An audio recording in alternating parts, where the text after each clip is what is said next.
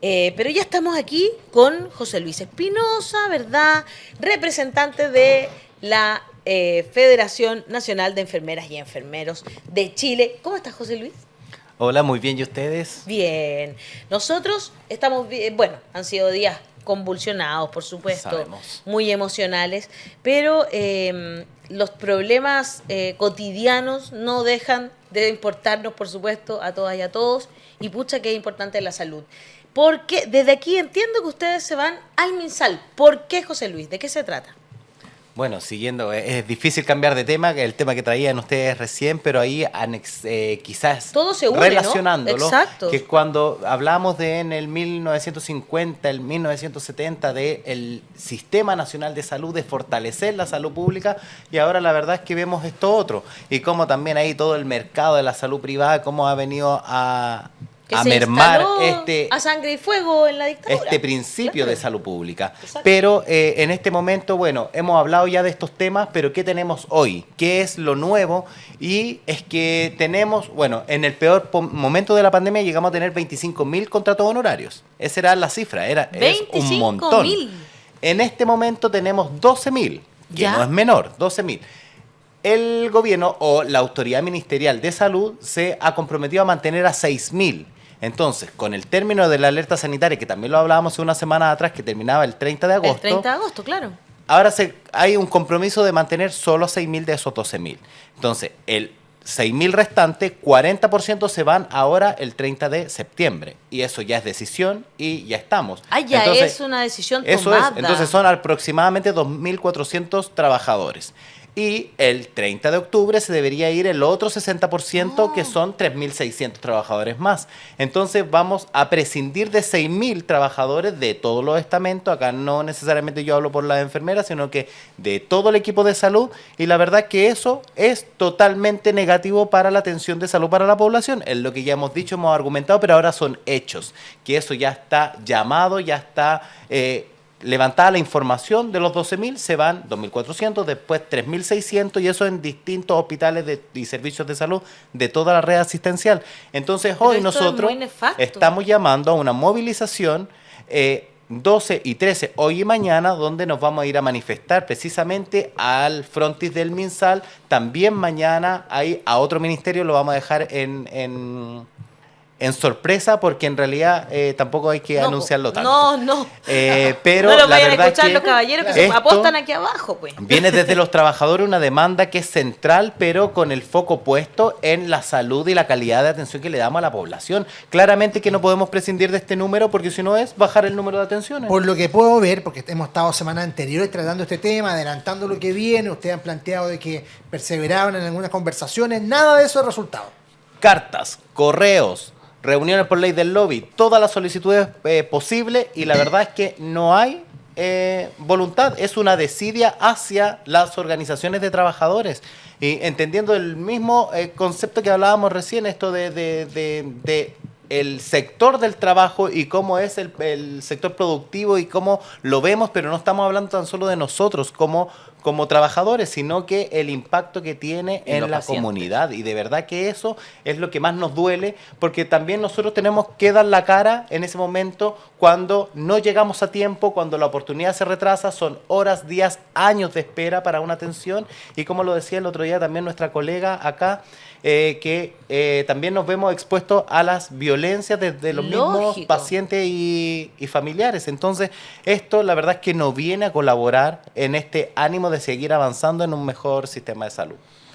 Leo Riquel me dice, no sé ustedes, pero yo como usuario del Servicio Público de Salud, francamente no veo esa mejora, considerando que ya no hay alerta sanitaria. Carlos Mondaca dice, las ISAPRES con los más ricos y los más sanos, y por eso tienen utilidades mundiales, dice. La salud, vayan a la salud privada nomás, pues les pagarán mejor, dice Víctor Flores, que es como una especie de, ¿cómo decirlo?, ironía, ¿no? Y ¿por qué tendría que ser así? Hay enfermeras y enfermeros que tienen una vocación de servicio público y les gusta trabajar en el servicio público, ¿no? Claro, es así. Si aquí nosotros estamos con toda la camiseta puesta. Es donde el sector donde nos gusta trabajar, lo hacemos con gusto, con pasión, pero la verdad es que también tenemos que levantar las alertas y las demandas que corresponden para tener un sistema más sólido, más robusto, y desde esa perspectiva es que estamos acá parados. Creo que también es que se entienda, y ahí a todos los oyentes, auditorio, a toda la comunidad, que entiendan que esto no es una demanda particular por reivindicaciones laborales, sino que es mucho más profundo y que no podemos retroceder si hemos avanzado. Lo poco que hemos avanzado no podemos retroceder. Exacto. A prescindir de estas personas, porque si no vamos a volver a lo que teníamos antes del 2019. Claro, antes de 2019 que era peor, digamos. Claro, entonces, si hemos avanzado, si tenemos más personal disponible y eso se traduce en menores tiempos de atención, que bueno, vamos avanzando por allá porque es la línea correcta, pero retroceder y con esta proporcionalidad que el 50% del total de trabajadores honorarios, traducido en 6.000 personas, es mucho. Es demasiado. Ustedes dicen que han pedido reuniones, han mandado cartas, correos por lobby y todo. ¿A quién le han pedido reuniones y no han podido tenerlas? Bueno, a la ministra de Salud, directamente. Directamente. ¿Y al ella no los ha subsecretario recibido? de RD asistenciales, ¿no? Es impactante. También con el ministro de Hacienda. ¿Y cuál es? Aquí también hay una pugna, que es Hacienda porque es La Plata, es el Ministerio de Salud. ¿Dónde está el problema? Bueno, es un problema del Ejecutivo que se tienen que poner de acuerdo. Incluso se ha hablado de que en algunos servicios de salud, ahí por información un poco más interna, que están viendo la forma de hacer compras de servicio externas para tratar de mantener la atención. Y eso es externalizar más aún el servicio. Pero qué es ridículo. a través de otro ítem presupuestario comprar servicios y no mantener los honorarios, aunque los honorarios no tienen un vínculo directo con la institución, pero tenemos que avanzar hacia allá. Ojalá tuviéramos esos contratos para que sean parte de las plazas disponibles en los diferentes hospitales y ¿Y servicios eso de es salud. por qué? Porque la cantidad de dinero que está en el... Porque esto tiene que ver con el presupuesto nacional, ¿no? Claro. La cantidad de dinero que está en el presupuesto, entonces, no alcanza para mantener a esos honorarios si no se hubiese... O sea, al acabarse la alerta sanitaria. Bueno, es que hay distintas cosas, porque primero, la ley de presupuesto que contiene el presupuesto ordinario de todo el sector salud, que también digámoslo que es uno de los más grandes, que en proporción uno de los más grandes, pero que estos contratos honorarios no vienen en ese ítem presupuestario, sino que en la alerta sanitaria son recursos extraordinarios. Claro. Y eso viene por el recurso público, el tesoro público directamente, donde se inyectan recursos adicionales. Entonces, en ese sentido es que Hacienda ahora ya, según ellos, no hay más disponibilidad de tesoro público para inyectar en este sector. Y es eso el problema, pero bueno, de alguna forma lo tenemos que resolver, porque acá hay una necesidad que es mucho mayor, claro, que es la salud de la población. A ver, estando súper de acuerdo con todo lo que dices, si me pongo a pensar un poco abogado de diablo, como bien dices, en el presupuesto está establecido gastos extraordinarios específicamente por la coyuntura de COVID. Si la coyuntura de COVID termina, entonces eso implica la necesidad de una reasignación del presupuesto a otros gastos en salud. Tenemos la problemática que han puesto desde este gobierno y de anteriores siempre, el problema de la lista de espera. Entonces, en este momento están asignados los trabajadores a honorarios en el sector salud a cierto tipo de tarea. Se supone que se tendría que reasignar de todas formas a tareas para enfrentar esas listas de espera, ¿cierto?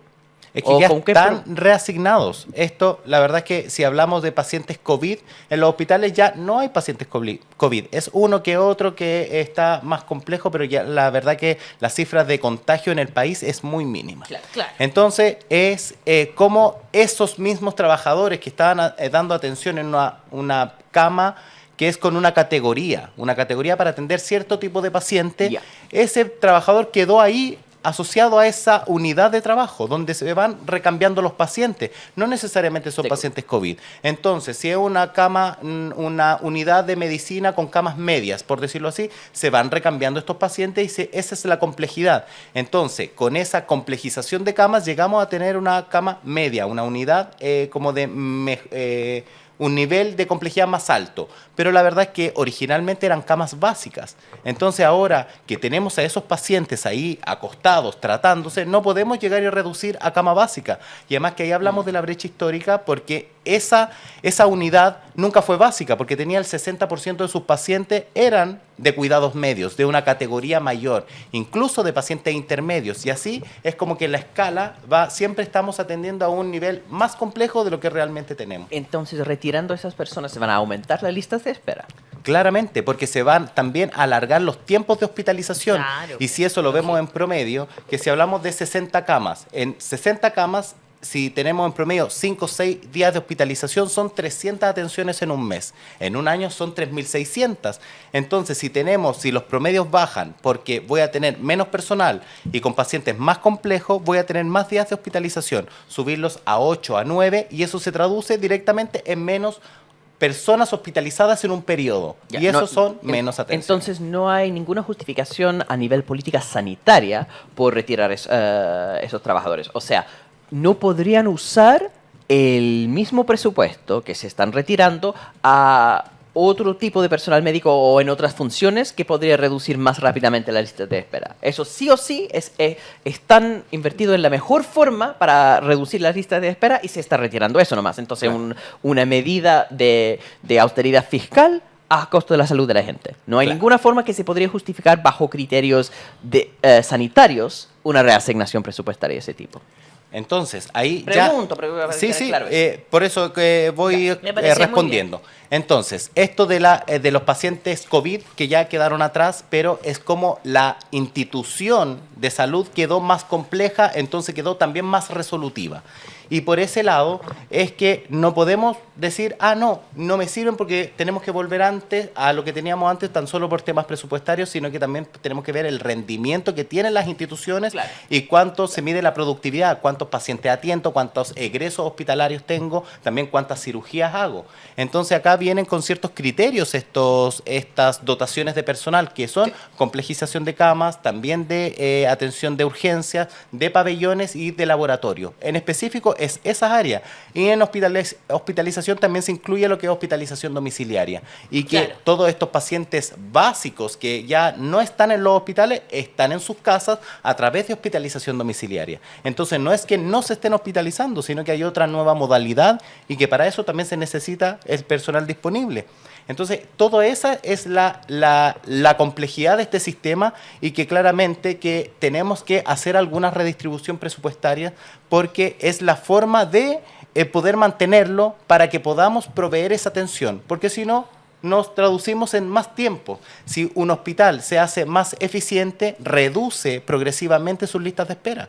Y por lo menos también avanzar en una velocidad mayor a la que se van acumulando los pacientes para Claro. seguir avanzando en el listado completo y así tener cada vez menos números de personas esperando por años en una cirugía. Y además, como vemos, perdona, Hassan, es que vemos que, por ejemplo, en algunos lugares, o sea, en la educación, la pandemia fue nefasta, ¿no? Hay problemas de convivencia en los liceos, etcétera. Pero en el sistema de salud también, pues, y hay personas que tienen long COVID, que no se les pasó nunca, ¿no? Que quedaron para siempre con secuelas, y hay personas que tienen otro tipo, o sea, que tienen enfermedades que quedaron como en la lista, como que están atrasados. Eso parece que tampoco lo estuvieran considerando, ¿no? Incluso los pacientes oncológicos. Exacto. Donde tuvimos, claro, los pacientes oncológicos en pandemia eran la prioridad, pero aún así se fueron operando los necesariamente urgentes en ese momento, pero el problema donde radicó es en el diagnóstico de muchos otros pacientes oncológicos, en el subdiagnóstico. Entonces no habían consultas de especialidad, entonces ese paciente nunca supo y después llegó a consultar cuando ya estaba avanzado su proceso de cáncer oncológico. Entonces, eso también es un problema y que si ahora lo vemos, por esa misma razón tenemos tan acumuladas las listas de espera, porque nos abocamos en la atención de pacientes COVID en estos años, en estos últimos años, y ahora que ya podemos tener un respiro donde se inyectaron parcialmente por un tiempo algunos Claro. recursos para ir avanzando en esa línea, pero ahora ya se retira. ¿Cuál es la progresión de lo que viene? Porque partimos tratando de conversar. Lo hemos manifestado, pidiendo reuniones por desde el lobby, tratando de concientizar sobre el problema. Y ahora estamos en la etapa de la manifestación. ¿Cuáles son los pasos que vienen? Bueno, esto es una manifestación, un paro.